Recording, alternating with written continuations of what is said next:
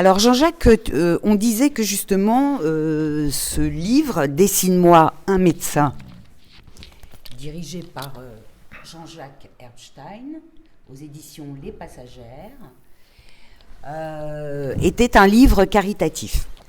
Voilà. Alors donc, est-ce que tu peux nous expliquer où va l'argent, Bien par sûr. qui il est soutenu, comment ça se passe? L'argent va à l'association Sauver le Dr Herbstein du Fisc. Sauver Docteur Epstein. Non, mais C'est drôle ça. soyons Ça, sérieux. c'est Non, non. l'humour des médecins. Voilà, non, Voilà. là, non. Alors, moi, j'avais envie de faire que cet argent serve naturellement pour des enfants. Oui. Alors bon, si tu veux tout le cheminement au départ, parce que mes raisons de santé riment avec une maladie qui se termine par CER. Ouais. Donc j'ai été soigné à Gustave Roussy et je voulais donner l'argent à la fondation Gustave Roussy. Et puis franchement, ils m'ont pris de très haut. Alors là, explique ce que c'est la fondation. La fondation Roussy. Gustave Roussy, c'est une fondation, voilà, on met de l'argent qui sert un peu pour la recherche, pour faire fonctionner aussi un peu l'Institut Gustave Roussy. Et comment ça, ils t'ont pris de très haut? Alors Qu'est-ce moi, que ça veut j'aurais dit, dire? voilà, j'ai ce projet-là, il dit, super. J'ai dit, mais est-ce que vous pourriez m'aider, mettre vos relations presse Ouais. Non. Non, mais Non, pourquoi? parce que je pense qu'ils m'ont pris pour le petit provincial de l'étape qui voulait faire un truc muse. Pour se faire connaître. J'en sais rien, mais enfin, ils ont été un peu... Alors, mon oncologue, Gustave Roussy, a poussé des hurlements en disant « Mais qu'est-ce que c'est que cette histoire? Ils vont m'entendre ?» Ouais. Et puis, après, j'ai dit « je vais rester local. » Donc, je suis allé voir... Alors, l'Institut- local, c'est quoi? C'est où? l'Institut de cancérologie de Lorraine, qui est quand même un D'accord. très, très bel institut de cancérologie. Ouais. Et puis, je suis allé les rencontrer. Soutient la cause. Voilà, c'est je- un je- petit je- peu je- du livre. Je les ai rencontrés. Et puis, surtout, ils ont un projet qui me tient, parce que je suis très chien-chien et très chacha. Enfin, surtout Ouais. chien-chien. Ouais, mais je peux comprendre, j'adore les chiens-chiens. Et ils ont un projet, alors ça se fait à l'Institut Curie également, c'est l'achat d'un chien pour soutenir les enfants quand ils vont faire des séances de chimiothérapie et de radiothérapie. Moi, c'est une très belle idée, j'aime beaucoup cette Alors le idée. problème, c'est qu'un chien, ça coûte cher. Oui. Former un chien, ça coûte cher. Entretenir. L'entretenir, ça coûte cher. Les vétérinaires, lui donner à manger, etc. Le garder. Donc nous, on va apporter notre bol pour ce projet. En leur donnant, j'espère, le plus gros chèque par la vente de ce livre. Ah, c'est beau. Alors, achetez-le, ce livre. Hein, c'est Oui, oui, important. oui, oui, oui. Ça va aider les enfants à passer plusieurs étapes et à être rassurés. Non, pour les gamins, c'est chouette parce que tu sais, j'étais dans mon parcours de santé, j'étais amené à Gustave Roussy à me retrouver dans une salle d'attente avec un gamin qui va faire un PET scan. Mais tu ressens cette injustice épouvantable de la maladie chez les gosses. Parce que toi, quand tu es un adulte malade, forcément, tu te poses des questions. Pourquoi est-ce que j'ai fait des conneries dans ma vie? Tu sais, le déterminisme. Déjà, c'est très dur. Ouais. Un gamin, tu te dis, Alors, mais pour un bon, gamin, un gosse, mais qu'est-ce qu'un gamin a fait de mal pour être malade? Et j'ai trouvé ce qui est exceptionnel chez les gosses, c'est même pas un problème de résilience, c'est que c'est eux qui consolent les adultes. Oui. Ils sont exceptionnels dans la manière Ouais, de c'est gérer vrai, la maladie. quand j'ai entendu plusieurs enfants malades qui avaient un discours, mais vraiment consolateur par rapport à la Et tristesse. d'une maturité aussi, Ouais, qui des est parfois parents. ils ont conscience de la fin de vie, de leur mort. Enfin, c'est vraiment un gamin malade, c'est une leçon de vie, mais assez exceptionnelle. Donc j'avais vraiment très envie de leur apporter une petite pierre à l'édifice pour leur donner un peu de soutien et un peu de plaisir et de bonheur dans cette cruauté et ces épreuves qu'ils n'ont pas demandé par rapport à la maladie.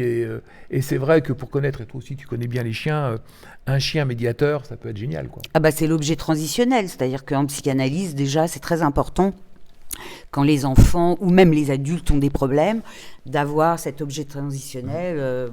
Quand on est bébé, c'est les peluches ou alors l'animal domestique, mais c'est... Et puis les chiens, ils sont formidables. Parce Ils qu'ils sont formidables, jouent leur rôle ils sont d'une totalement, fidélité incroyable, ils sont très attentifs en fait à la douleur de l'être humain.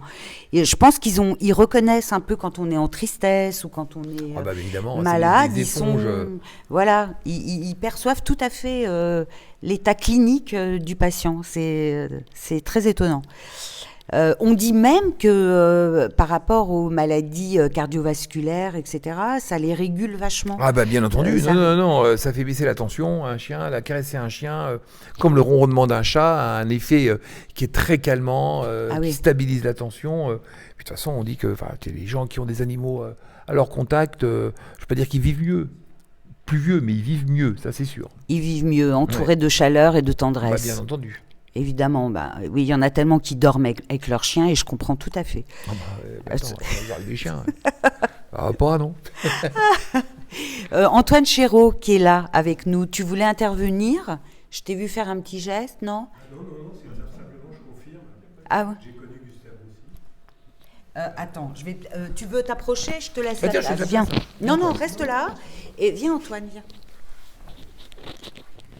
Voilà, on a Antoine Chéreau qui est dessinateur et qui a écrit Comme un juif en France. Très bon livre. C'est une bonne décision. Non, je voulais confirmer ce que tu disais, parce que je suis passé par Gustave Roussy quand on avait Tiens, 30 piges. Et c'est vrai qu'il se trouve qu'il y avait la fille de quelqu'un de très connu, spécialiste de la guerre d'Algérie, vous ferez le rapport, qui perdait sa fille à ce moment-là, qui avait une tumeur au cerveau. Et j'allais la voir avant mes séances de radio. Et c'est vrai que j'ai vu tous ces petits gamins, enfin je les appelais les petits poussins, quoi, tu vois, tout dégarnis et tout. Et c'est vrai que quand tu parles avec eux, j'y allais chaque fois, j'allais les voir, j'arrivais 1 heure en avance avant la séance de radio pour parler avec eux. Je parlais avec cette fille que je connaissais depuis longtemps. La gamine, elle avait 12 ans. Et c'était frappant de voir, ils sont là, ils te racontent les choses parce que t'es pas de la famille. Et puis tu vois la silhouette des parents qui arrivent dans le couloir. Et la première réaction, non, attends, je te laisse là parce qu'il faut que je les rassure. Mais c'était hallucinant. Et c'est ce que j'ai vu j'ai eu quand même une radiothérapie très lourde. Et ça m'avait vraiment frappé, quoi. Ah non, c'est quelque chose de... Voilà, c'est tout ce que je voulais dire. Mais moi, je voulais Antoine, je vais comme dire un truc sur toi, Antoine, en disant que toi aussi, tu as répondu présent tout de suite quand je t'ai sollicité pour me faire pour me dessiner la couverture. Je sais même plus comment elle est très sympa, cette couverture. Je sais même plus comment on s'est rencontrés, depuis combien de temps on se connaît, mais j'ai l'impression qu'on se connaît depuis toujours. Un dessin d'Antoine et, Chéreau. et non, ça m'a vraiment beaucoup touché que tu répondes présent dans cette opération, enfin Merci. ce projet qui était chouette, quoi. Merci à vous deux.